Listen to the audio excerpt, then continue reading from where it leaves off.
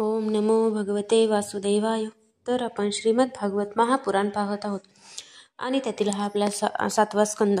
सातव्या स्कंदातील अध्याय प्रथम अध्यायामध्ये आपण नारद युधिष्ठिर संवाद आणि जय विजयाची कथा पाहणार आहोत. परीक्षिताने विचारले, ब्राह्मण, भगवान स्वतः सर्वांच्या विषयी समदृष्टी आहेत, सर्व प्राण्यांचे प्रिय आणि सहृदय आहेत. असे पाहताना भेदभाव करणाऱ्या सामान्य माणसाप्रमाणे त्यांनी इंद्रासाठी दैत्याचा वध कसा केला? ते साक्षात मोक्ष स्वरूप आहेत, म्हणून त्यांना देवाकडून काहीही मिळवायचे नाही. तसेच ते निर्गुण असल्यामुळे दैत्यांशी त्यांचे वैर किंवा त्यांच्यापासून त्यांना उद्वेग सुद्धा नाही. हे महात्मन, भगवंतांच्या समत्वादी गुणांच्या संबंधाने आमच्या मनात मोठा संदेह निर्माण झाला आहे.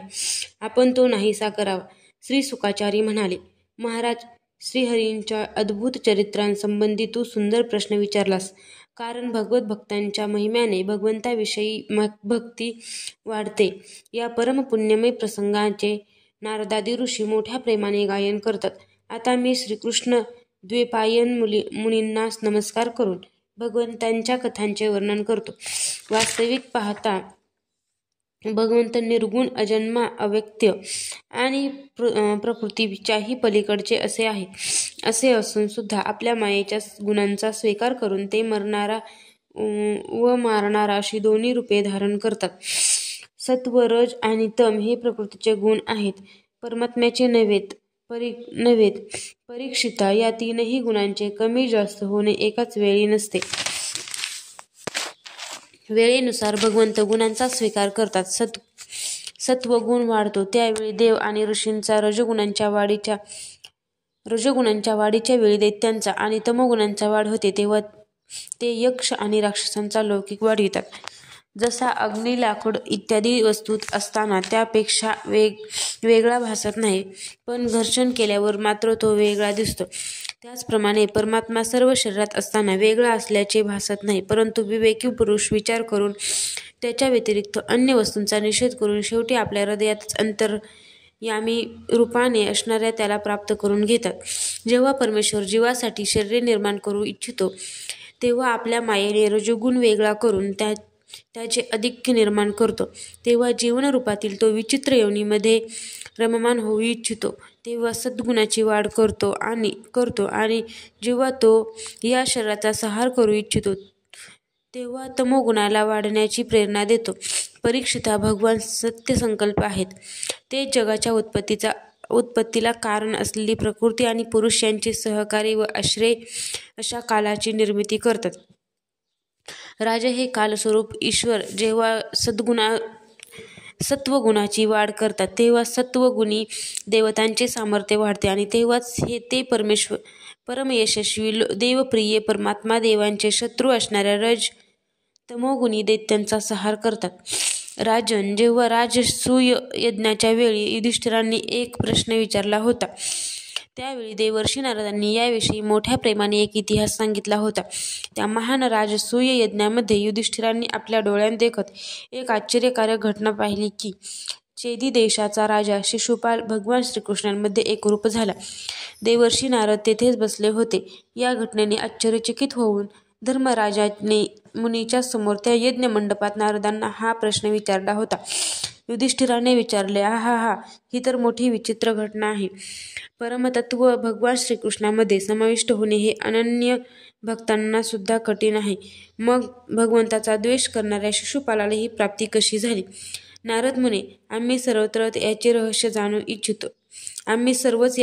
जाणू इच्छितो. पूर्वी एकदा भगवंतांची निंदा केल्यामुळे ऋषींनी राजा वेनाला नरकात धाडले होते. दमघोषाचा हा पुत्र पापात्मा शिशुपाल आणि दुष्ट दंतवक्त्र हे दोघेही जेव्हापासून बोबडे बोलू लागले होते तेव्हापासून आतापर्यंत भगवंताचा द्वेषच करीत आले आहेत. अविनाशी परब्रह्म श्रीकृष्णांना अखंड शिव्या शाप देणाऱ्या यांच्या जिभेला कोड कसे फुटले नाही की त्यांना घोर नरकाची प्राप्ती कशी झाली नाही? उलट ज्या भगवंतांची प्राप्ती अत्यंत कठीण आहे त्या भगवंतामध्ये हे दोघे जण त्यांच्या सर्वांच्या देखत सहजपणे विलीन झाले. वाऱ्याच्या झोताने हलणाऱ्या दिव्याच्या ज्योतीप्रमाणे माझी बुद्धी याविषयी द्विधा झाली आहे. आपण सर्वज्ञ असल्याने या अद्भुत घटनेचे रहस्य समजावून द्यावे. श्री सुख म्हणतात, देवर्षी नारद राजाचा हा प्रश्न ऐकून अत्यंत प्रसन्न झाले. युधिष्ठिराला संबोधित सर्वजण ऐकत असता भर सभेत त्यांनी ही कथा सांगितली. नारद म्हणाले, युधिष्ठिरा, निंदा, स्तुती, सत्कार आणि तिरस्कार हे शरीराचेच असतात. प्रकृती आणि पुरुषांविषयी विवेक न केल्यामुळे या शरीराची कल्पना केली जाते. हे राजा, जेव्हा या शरीरालाच आपला आत्मा मानले जाते तेव्हा मी माझे असा भाव तयार होतो. भेद उत्पन्न होण्याचे हे मूळ आहे. या कारणामुळेच मारणे आणि निंदा यामुळे क्लेश होतात. मी आहे असा ज्या जीवाविषयी अभिमान निर्माण होतो त्या शरीराच्या वधाने प्राण्यांना आपला वध झाला असे वाटते. परंतु भगवंतांमध्ये असा अभिमान नाही, कारण ते सर्वात्मा आणि अद्वितीय आहेत. ते दुसऱ्यांना दंड देतात तो रागाने किंवा द्वेषाने नव्हे तर त्यांच्या कल्याणासाठीच देतात. मग भगवंताविषयी हिंसेची कल्पना कशी करता येईल? म्हणून वैरभावाने किंवा वैर सोडून भयाने, स्नेहाने किंवा इच्छा मनात धरून कसेही असो आपले मन भगवंताच्या ठिकाणी लावले पाहिजे, म्हणजे भगवंत त्याला वेगळा मानित नाहीत. माझे तर असे ठाम मत आहे की वैरभावाने मनुष्य भगवंतामध्ये जितका तन्मय होऊन जातो तितका भक्ती योगाने होत नाही. गांधील माशी किड्याला आणून मातीच्या घरट्यात बंदिस्त करते आणि वारंवार येऊन त्याला नांगी मारते, तेव्हा तो किडा भीती आणि उद्वेगाने त्या माशीचे चिंतन करीत तिच्यासारखाच होऊन जातो. मायेने मनुष्य झालेल्या भगवान श्रीकृष्णाची वैर करणारे सुद्धा सतत त्यांचे चिंतन करता पापरहित होऊन त्यांनाच प्राप्त झाले. जसे भक्तीने भक्तो तसेच अनेक माणसे कामनेने, द्वेषाने, भीतीने किंवा स्नेहाने आपले मन भगवंतामध्ये लावून आपली सर्व पापे धुवून टाकून भगवंतांना प्राप्त झाली. महाराज गोपींनी प्रेमाने, कंसाने भयाने, शिशुपाल, दंतवक्त्र इत्यादी राजांनी द्वेषाने, यदुवंशीयांनी नात्याच्या संबंधाने, तुम्ही स्नेहाने आणि आम्ही भक्तीने आपले मन भगवंतामध्ये लावले आहे.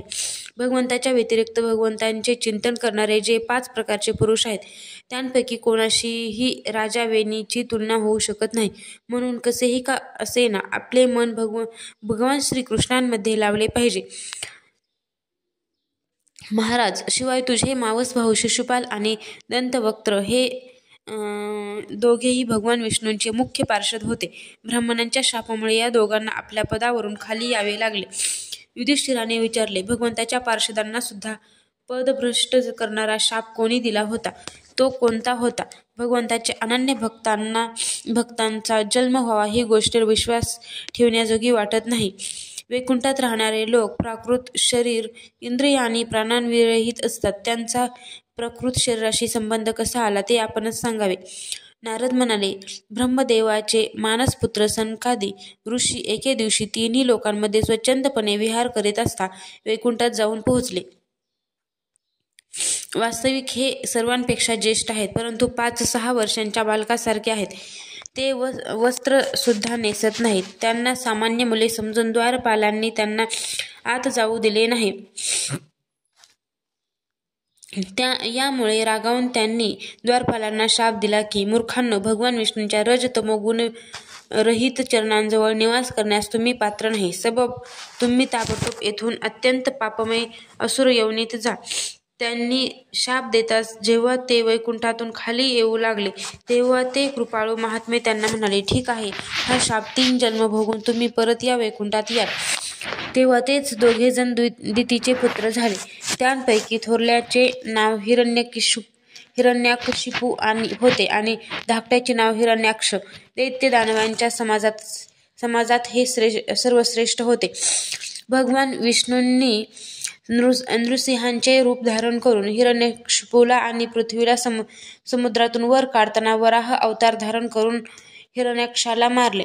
आपला पुत्र प्रल्हाद भगवत प्रेमी आहे म्हणून त्याला मारू इच्छिणाऱ्या हिरण्यकशिपूने त्याला अतिशय यातना दिल्या. परंतु प्रल्हाद सर्वात्मा भगवंताचा परमप्रिय, समदर्शी व अत्यंत शांत भक्त होता.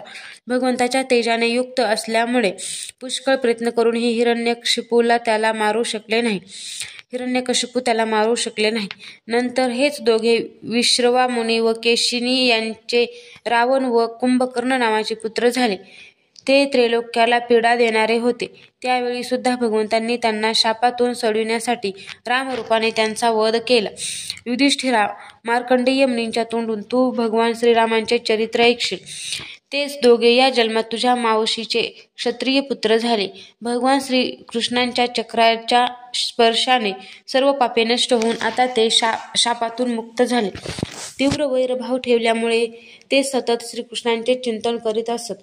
म्हणून ते भगवंतांना प्राप्त झाले आणि पुन्हा त्यांचे पार्षद होऊन त्यांच्या जवळ गेले. युधिष्ठिराने विचारले, भगवन, हिरण्यकशिपूने आपल्या महात्मा असलेल्या पुत्र प्रल्हादाचा इतका द्वेष का केला? शिवाय प्रल्हाद भगवतमय कसा झाला हेही मला सांगा. अध्याय 1 समाप्त.